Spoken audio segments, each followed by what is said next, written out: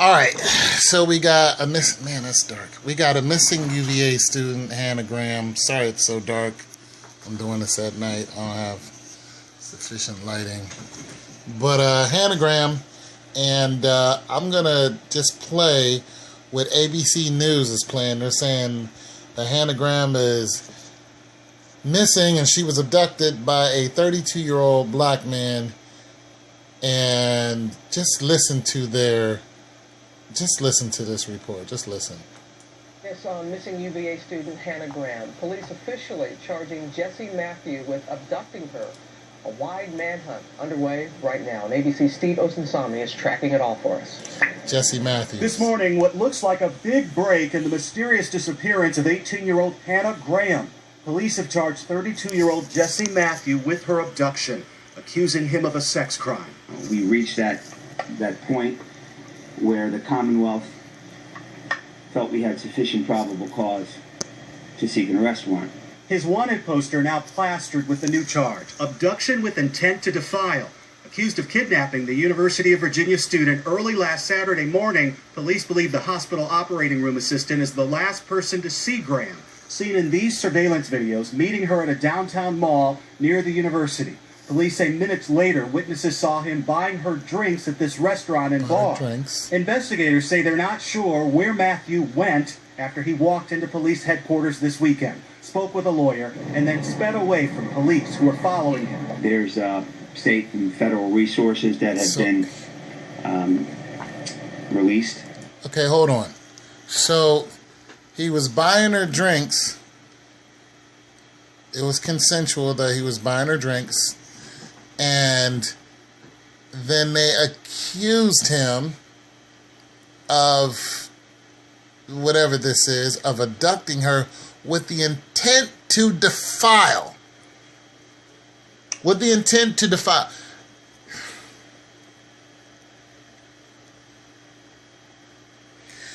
You abducted her with the intent to this is a college student. This man's 32 years old. This woman's probably, we can assume she's in between 18 and 21. And you abducted her with the intent to defile. Where did you get that information from? Where did you get that he abducted her? You're surmising that he abducted her. And then you're saying with the intent to defile. So, okay. Just listen to the rest of this. And deployed to help accomplish that task. Police are still waiting for a complete set of test results from samples they took from Mathew's car and clothes they removed from his apartment. His friends and neighbors arguing his innocence, but begging him to turn himself in. Come on back to the police station, LJ, and just tell what you know and get it over with. His alleged victim still missing. Police say they're still searching. We absolutely are continuing our search for Hannah, even as we speak. And we will continue our search for Hannah. There has to be some evidence that police aren't sharing that's come to light. Okay, I'm gonna stop right there. Okay, for one, he went to the courthouse. Mind you, he walked into, not to the courthouse, to the police station. He went to the police station with a lawyer. And after he did that, he jumped in his car and he rolled out. You accused him of something. He was like, I'm accused of something? Okay, fine. I'm going to come to the police station. He had a lawyer. They couldn't hold him because they have nothing on him except he was the last person to be seen with her and he was having drinks with her. And now he abducted her with the intent to defile. Now, I don't know if he did or didn't. I'm just saying, he could be, why is he not a person of interest? Just a person of interest. Because there's a big difference, people. When you're saying somebody committed the crime, you're accusing this man. You plastered his face all over America and you accused him of abducting this woman with the intent to defile. Dude worked in a hospital somewhere, 32 years old. Okay, but why isn't he just a person of interest?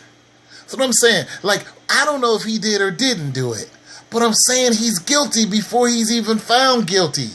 Like, he's just guilty. Like, come on, man. Like, no, there's a difference. Had plenty of chances to file this kind of charge, but haven't done so. Listen to what this man says. Say it again, brother. Reckless driving charge on this kind of crime.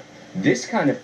Hold on. Saying he is the suspect brings a lot more resources. Game changer. Game changer. I mean, before you were talking about reckless driving charge. You can't send out the state and federal authorities looking for someone on a reckless driving charge on this kind of crime.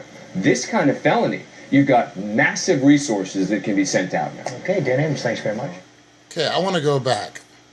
That's come to light. They've had... Hold on, I want to listen to this again. There has to be some evidence that police aren't sharing that's come to light. They've had plenty of chances to file this kind of charge, but haven't done so until now. Until now. George. Okay, Steve, thanks. Let's get more on that from Dan Abrams right now. What could this evidence be? Well, you would think that it's either some sort of DNA evidence that they found in the context of a new search. Maybe it's even a new surveillance video that they found that they didn't have before. That almost would make the most sense, right? Is the idea of finding additional surveillance video where you see him doing something that would lead to this. This is a very specific crime. So just the fact that he's on the lam, you would think, yes, that could be evidence against him eventually, but not quite enough evidence to say he is, we believe, guilty of this very specific sexual crime. And that's exactly what I was saying. Saying he is the suspect brings... That's exactly what I'm saying.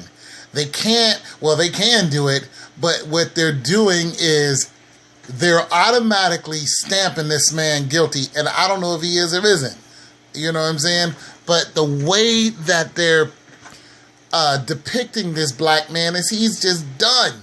He's done already. He did it. This is our guy. This dude is on the lam for a good reason.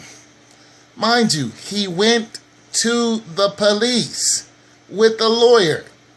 Now, come on now. After that, he rolled out and he was like, I don't want nothing to do with y'all. He don't want to be found. He don't want nothing. You know what I'm saying? But after they accused him, he went to the police. It's all fishy to me. Like I said, I don't know if he is or isn't, but they're tattooing this dude way before they have all the evidence, and whatever evidence they have, they're not making it public. Now, I don't think they have to or not. However, to have such a strong accusation against this man instead of just being a person of interest, like, the people want to know, like, why are you saying that this dude actually abducted this woman with the intent to harm or whatever that is? So let's go over some more of this. Let's hear what these guys are saying here. George Snuffleupagus, Snuffleupagus, I don't know, and Dan Abram. Specific sexual crime. And now that they're officially saying he is the suspect brings a lot more resources. Game changer. Game changer. I mean, before you were talking about reckless driving charge. You can't send out the state and federal authorities looking for someone on a reckless driving charge on this kind of crime, this kind of felony. You've got massive resources that can be sent out now. Okay, Dan Abrams, thanks very much. All right, so this dude's on a lam, and truthfully, I almost can't blame him. Like, you better run, Forrest, because once they get a hold of you, man, you're going under the jail. You're guilty, and that's just that. You're the dude who did it. Even if this woman pops up and says, this man didn't do a thing to me, guess what? He's still going to do time. He's marked. They're always going to watch him. I mean, you got to look at it. Once they do a massive manhunt for you and plaster your face everywhere, you lost your job. You could be innocent. They could find you innocent. Good luck finding a job. Who's going to want to be near you? He worked for a hospital. Hospitals are tightening up on the security. Like, no, who's gonna hire you? You're done. They do this on purpose. It's called disenfranchisement. I mean, that's why they give out that's why they give out so many, not so many tickets, but when they sentence you, they over indict you, because they know that your chances of getting a job after you get over indicted and then they find you guilty, even if it's a misdemeanor, they know that jobs aren't going to hire you with a misdemeanor. Some jobs, and like especially high paying jobs, really good jobs, no, not gonna happen. You're not getting in there. Because you got to talk to one of their buddies to try to get in there. Even though that job will straighten out your whole life, you'll be able to pay off your mortgage and all that other stuff just like they do. Not going to happen. I'm telling you, I don't know if this dude did it or didn't do it. I'm hoping he didn't. I'm hoping the woman, is not harmed. I'm hoping nothing happened to her. God bless her and her family. I'm hoping that this whole thing is rectified. However, this man's image is so besmirched that he will never recover from it. I'm telling you, he won't. It will always be on his record somewhere. It's your boy Tone 202. Peace.